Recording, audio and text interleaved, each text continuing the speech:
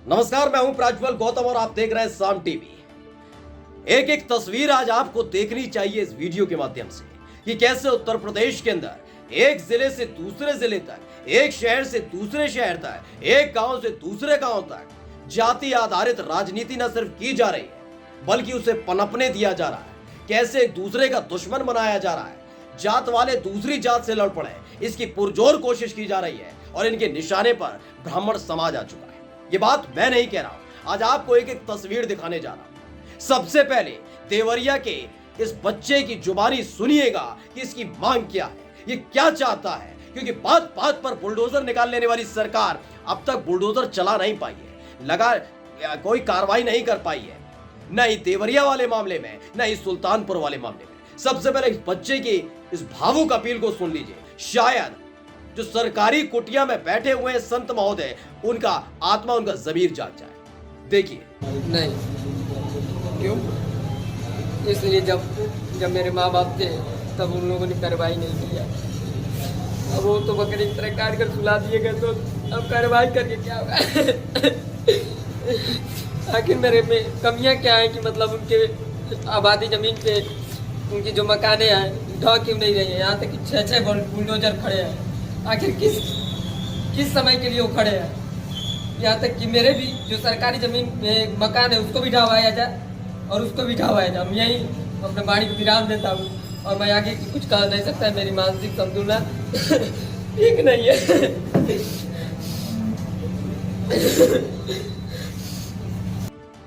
कौन है ये? सत्यप्रकाश दुबे के बेटे हैं, वही सत्यप्रकाश दुबे जिनके पूरे परिवार को उनके समेत देवरिया में मौत के घाट उतार दिया गया। जैसे ही ये घटना निकलकर सामने आई, ये समझ लीजिएगा कमल चापों के पाछे खिल गई। जानते हैं क्यों? क्योंकि इस हत्याकांड को अंजाम देने वाला अगर कोई है तो वो वहीं का यादव परिवार है। सबसे पहले जिस गांव की ये घटना, आपको उसके बारे में बता दें। देवरिया में जिस इस घटना को जहां अंजाम दिया गया वो यादव बाहुल्य इलाका है। बताया जाता है सत्यप्रकाश दुबे वहां अकेले ब्राह्मण थे। इस पूरे मामले में जैसे ही यादव परिवार का नाम निकलकर सामने आया, ये नहीं कह रहे दोषी नहीं है, बिल्कुल उनके खिलाफ कार्रवाई होनी चाहिए, लेकिन जैसे ही निकलकर आया तमाम कमल छाप पार्टी के नेता कूद पड़े। आपको मालूम है, एक एक कर तमाम भारतीय जनता पार्टी के जितने भी ब्राह्मण विधायक हैं वो टूट पड़े ये दिखाने के लिए कि देखिए बाबा की सरकार में कैसे ब्राह्मणों का सम्मान किया जाता है। यादवों को लगातार कोसा जाने लगा। वो बात अलग है कि सुल्तानपुर में एक ऐसा ही घटनाक्रम घटा था और जिसने इस वारदात को अंजाम दिया था वो भारतीय जनता पार्टी का नेता। जी हां, मैं बात कर रहा हूं घनश्याम त्रिपाठी की, डॉक्टर घनश्याम त्रिपाठी, जिन्हें सुल्तानपुर में बेरहमी से मौत के घाट उतार दिया गया। क्यों? क्योंकि वहां का एक जमीन माफिया जो भारतीय जनता पार्टी का एक नेता का भतीजा है, वो भू माफिया है, खुलकर गुंडाई करता है, अपना टॉर्चर रूम चलाता है, वो जात से ठाकुर है। इस बात को वो अच्छे से जानता था, जिसका नाम अजय नारायण सिंह है, जो इतने सालों तक, आप सोचिए 6 साल हो गए बाबा की सरकार, बहुत बड़ी बड़ी बातें करते हैं ना, गुंडे नहीं रहेंगे, माफिया नहीं रहेंगे। मैं अपील करता हूं गुंडे और माफिया दोनों छोड़कर चले जाए उत्तर प्रदेश, वरना ऐसी जगह पहुंचा दिए जाएंगे जो कहीं कोई जाना नहीं चाहता। उसी सरकार में अजय नारायण सिंह खोलकर गुंडाई कर रहा था सुल्तानपुर के अंदर। घनश्याम त्रिपाठी जो वहां के एक डॉक्टर थे, उन्होंने जमीन खरीदी थी, उस जमीन पर कब्जा लेने नहीं दे रहा था अजय नारायण त्रिपाठी। आखिरकार क्या हुआ? उसने उनको एक बार बुलाया, मारा पीटा, पैर में ड्रिल कर दिया, उसके बाद ई रिक्शे से उनकी लाश उनके घर भेज दी। इस पर खून खौल जाना चाहिए था बाबा का, लेकिन नहीं। करा क्या है मालूम है? करा क्या है?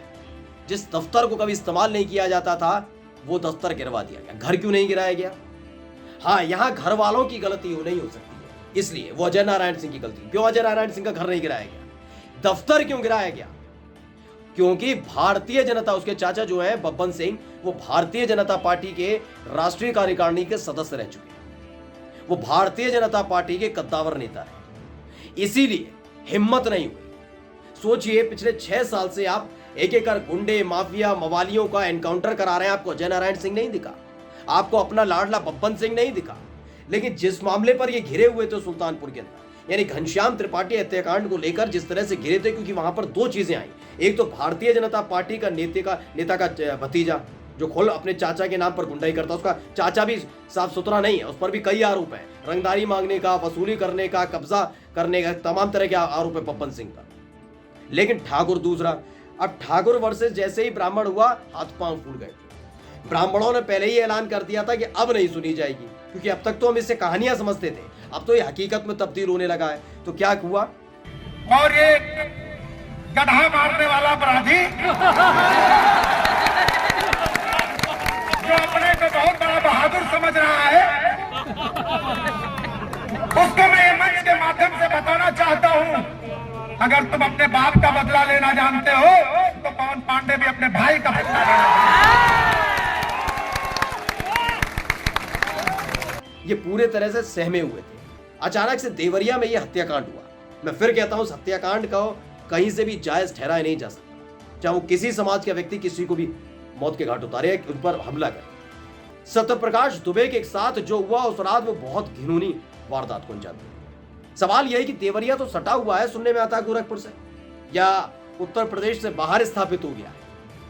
क्यों देवरिया पूर्व वाले मामले में अब तक कोई बड़ी और सख्त कार्रवाई नहीं की जा रही?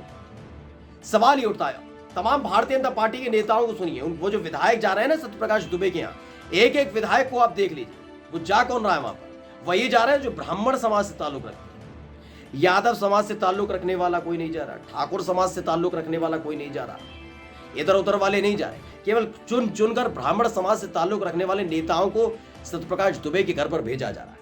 ये जानते हैं कि कैसे जातियों का फायदा उठाया जाता है, कैसे इस चीज की नुमाइश लगाई जाती है। मैं फिर आपसे अपील करूंगा कि एक बार इस वीडियो को फिर से सुनिए, क्या चाहता है सत्यप्रकाश दुबे का बेटा। सुनिए। नहीं, क्यों? इसलिए जब मेरे माँ बाप थे तब उन लोगों ने कार्रवाई नहीं किया। अब वो तो बकरी की तरह काट कर सुला दिए गए, तो अब कार्रवाई करके क्या होगा?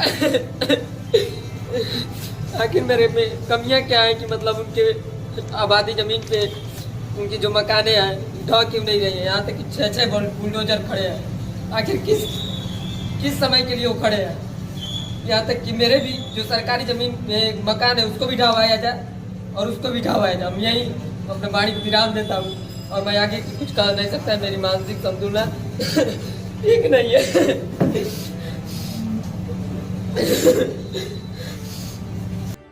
तो सुना आपने? सोचिए, जिसके घर में घुसकर बदमाशों ने बेरहमी से पूरे परिवार को खत्म कर दिया, उसकी बहनों को कुल्हाड़ी से काट दिया, वो बच्चा कितना बेबस हो चुका है। सवाल तो यही है ना उसका। आप बहुत कहते हैं कि हम तो जातिवाद नहीं करते। उसने सवाल पूछ लिया, बुलडोजर दिखाने के लिए खड़े कर रखें क्या? अब तक शांत कैसे बैठे हुए थे?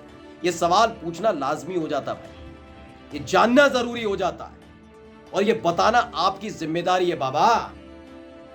अगर नहीं बताएंगे तो आप कमजोर पड़ जाएंगे, आपको कोई पूछेगा तक नहीं। जाति आधारित राजनीति आप लगातार करते रहे, क्योंकि एक जगह आप फंसे हुए थे सुल्तानपुर के अंदर। सुल्तानपुर में जैसे ही ब्राह्मण वर्सेस ठाकुरवाद निकलकर सामने आया था, वैसे ही इस पूरे मामले पर आपके विधायक, आपके जितने भी नेता हैं ब्राह्मण समाज से ताल्लुक रखने वाले, वो छलने लगे थे, समझ गए थे उस घटना में जो गलती हो गई थी वहां से निजात यहीं से मिल सकती है। सोचिए, ये जाति आधारित राजनीति नहीं करती, शर्म आनी चाहिए। नमस्कार। सब्सक्राइब करें साम टीवी, क्योंकि हम आ गए हैं अब आपके बीच, दिखाएंगे सत्ता के वादों और अपराधियों के एक एक कारनामे की हकीकत। और हाँ, अगर आपके पास भी हो कोई ऐसी खबर तो कमेंट करके हमें बताएं, क्योंकि बिना डर और दबाव के हम दिखाते हैं हर एक खबर डंके की चोट पर।